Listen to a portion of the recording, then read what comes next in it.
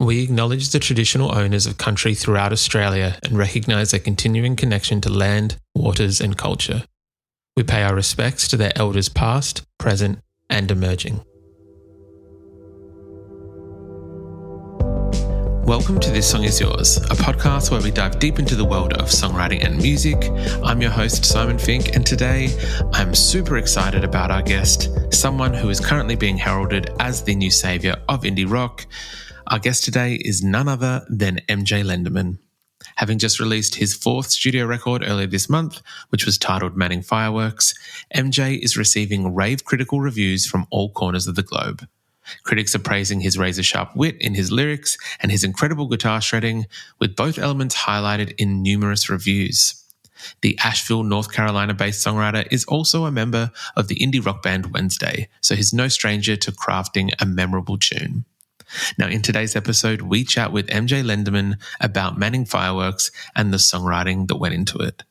We take a deep dive into his creative process with a focus on one of my favourite tracks from the record, which is titled Rip Torn.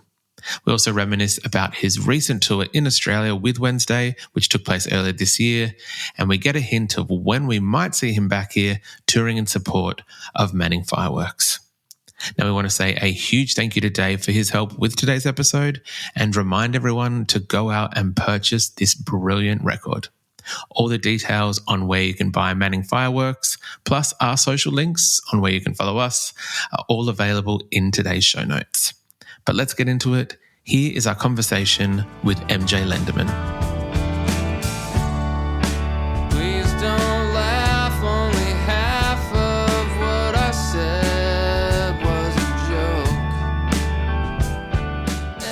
Please welcome to This Song Is Yours, MJ Lenderman. Jake, hello. How's it going? Hi, I'm good. How are you? Doing very well, thank you. Thank you so much for your time at the moment. I know that it's an incredibly exciting kind of time to be MJ Lenderman. There seems to be a lot of excitement around yourself at the moment and the Manning Fireworks record, which came out over last weekend. Firstly, congratulations on the record. How are you feeling with it out in the world now? I'm happy it's out for sure. I'm happy with the response is overwhelming. It has on a lot of online press from what we've seen here in Australia. I think, what was it? GQ, Wall Street Journal, Rolling Stone. I continue to see very positive press for it. I imagine that it must be a lovely feeling for yourself that the record is resonating with people so well. Yeah, I mean, you never know until it comes out.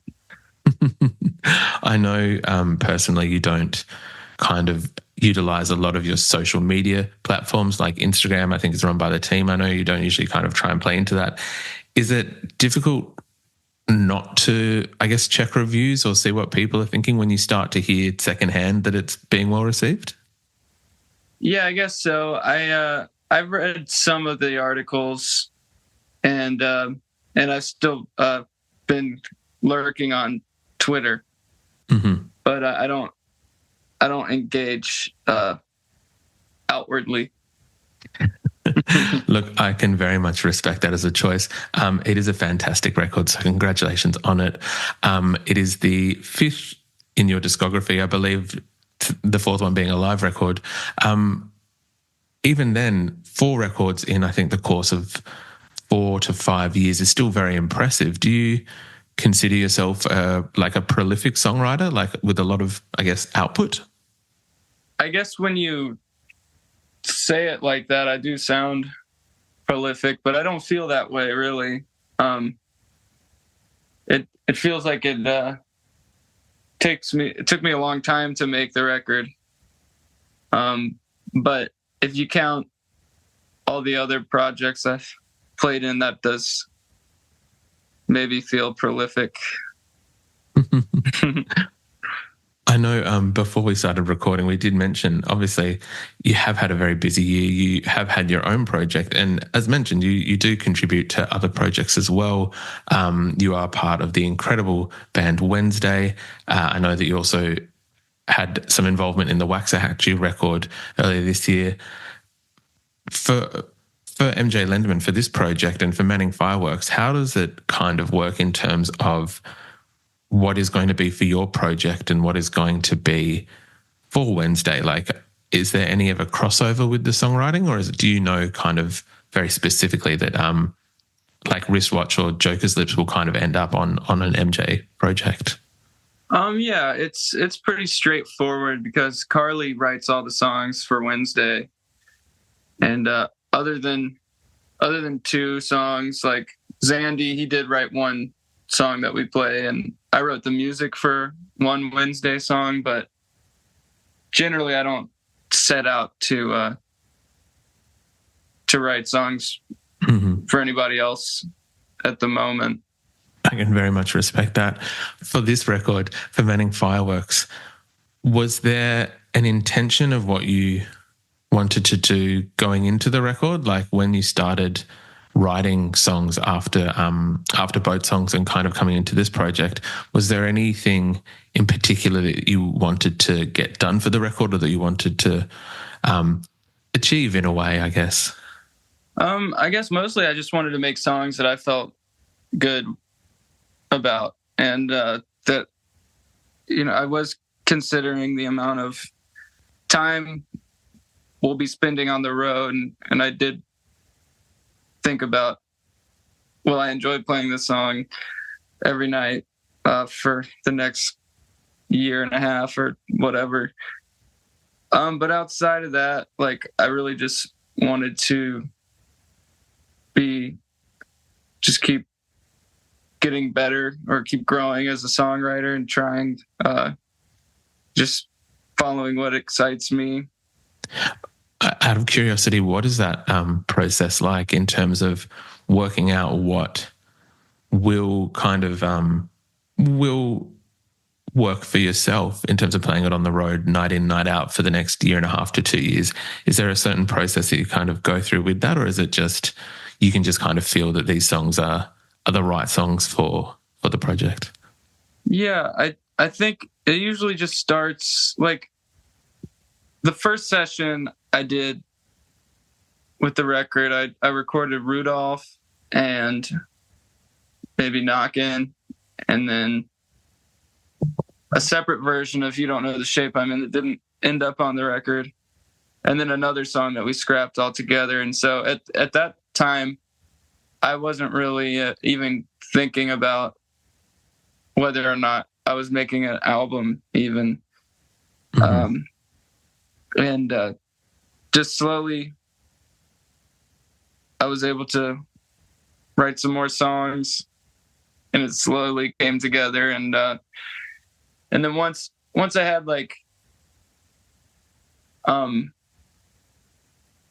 know, a handful of songs, I could begin seeing what the record was going to be, and that informed the writing process a little more.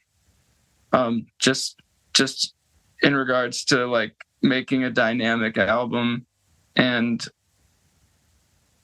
having the content make sense within the context of the whole thing. 100%.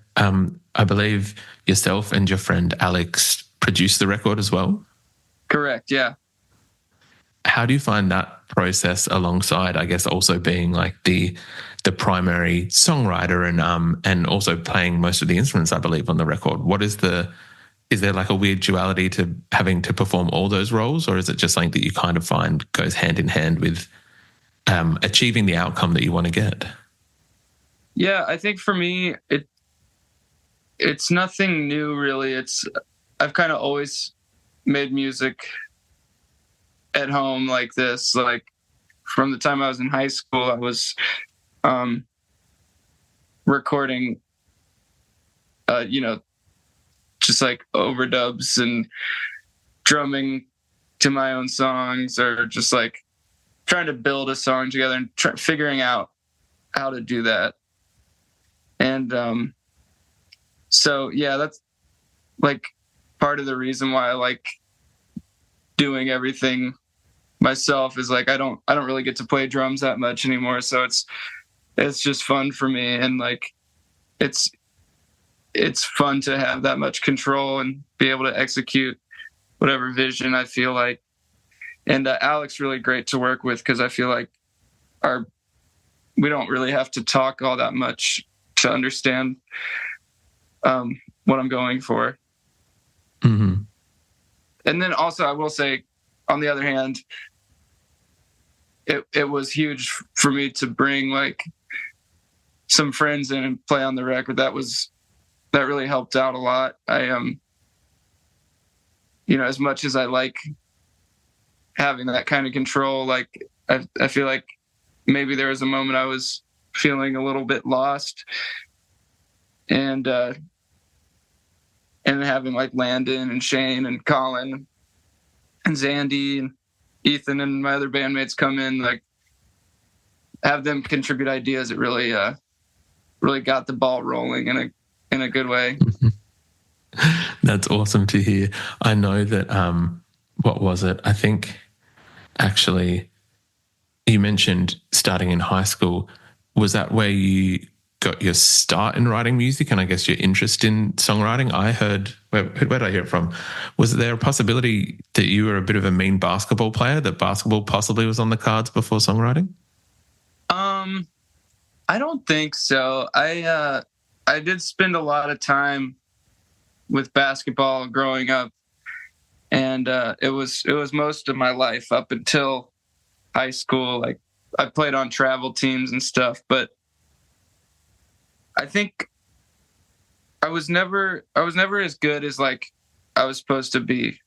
Like I was, I think fundamentally good. I can shoot really well, but I just my brain freezes on the court, like I was anxious or something and just didn't really have the spirit.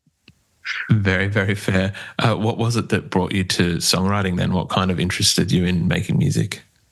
I guess I'd always been a huge music fan, always listening, and I played guitar for a long time before I really even attempted making my own songs. But I'll sometimes mention like My Morning Jacket's Demos records. It was on our family's iTunes, and so I discovered this at a pretty young age, and that was the first time I heard any home recorded music, and that was kind of the first time I was like, oh, maybe I could do this. And so what I did was actually just re-record one of the demos on there and on my mom's laptop. Look, it kind of does make a little bit of sense in terms of that there was a My Morning Jacket influence, I guess, from the start. I know that in certain publications and even listening to you as a lyricist, there are elements, what have I saying, references to Neil Young, some references to like Conor Oberst from Bright Eyes, but it does seem that you are very much your own lyricist and have your own style, which I think is what is resonating with people and why they seem to be loving this record so much. I was wondering if I might be like a tiny bit self-indulgent and ask about my favourite track on the record. I really loved Rip Torn. Fantastic track. Thank you. Of course. I was wondering whether you might be able to just tell us where the song Rip Torn, not the actor, but where the song Rip Torn came from and what inspired it. Well, I was watching the Larry Sanders Show. Do you know that show? And at the beginning of every episode, it says Rip Torn's name, and I really like his name because these two words mean the same thing.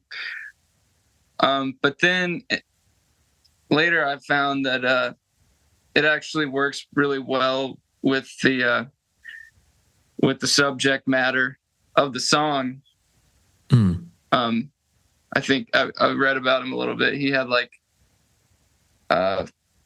some run-ins with the law and I think some alcohol days. The part of that is inspired by a true story. But that was one of the songs that I was talking about earlier. Like having Landon come in and play the fiddle on that song really was such an eye-opening, just such like an exciting moment in the recording process, and felt like we kind of unlocked a new zone. As I mentioned, it's a stunning song. It's the song I kind of found myself coming back to a few different times, other than the singles and some of those opening tracks. Jake, I know that earlier this year you kind of spent a bit of time in Australia playing some shows with Wednesday. I think there's maybe 1 or 2 shows of your own while you were here. There was actually maybe 4 or 5. There you go. We played a good amount. We did Golden Plains, and we did a headlining show in Melbourne, and then we played a show in Sydney and Brisbane too. Was this the first time coming out to Australia and playing shows? Yes. How was that experience? It was amazing. I love it there. It's so fun. Golden Plains was crazy. It was, I believe, it was like 104 degrees on stage, but maybe 48 degrees Celsius or something. And I feel like I haven't really been the same after that. A lot of people usually say that after Golden Plains, for better or for worse. It seems to be, an effect that it has. Might be a little bit selfish because we've obviously already had the pleasure of seeing you in the country playing shows this year, but now that Manning Fireworks is out, can we expect to see you maybe back in the country at some point in support of the record? Oh, definitely. That's fantastic. Look, we've got our fingers crossed. Hopefully we'll see you maybe end of this year, start of next year. It is a fantastic record. And I know everyone kind of keeps going on about it, but I think for very good reason. Jake, we usually ask our guests what they're currently listening to. Is there anything at the moment that's kind of on high rotation for yourself or that you're enjoying listening to? Yeah, I've been listening to Vic Chestnut a lot recently. His record Little. It's really stripped back. It's his first record, and it has the collection of the first songs he ever wrote, and it's pretty amazing. And I feel very inspired by his lyricism. He kind of has a vocabulary that you wouldn't normally hear in songs. I absolutely love that. Vic Chestnut is incredibly good pick, so thank you very much for sharing that with us. Jake, thank you so much for coming onto the podcast. As mentioned at the top and throughout, Manning Fireworks, the record from MJ Lenderman, is out right now. We'll make sure all links in the podcast are available for people to buy it. But thank you again so much for your time. Yeah, thanks for having me.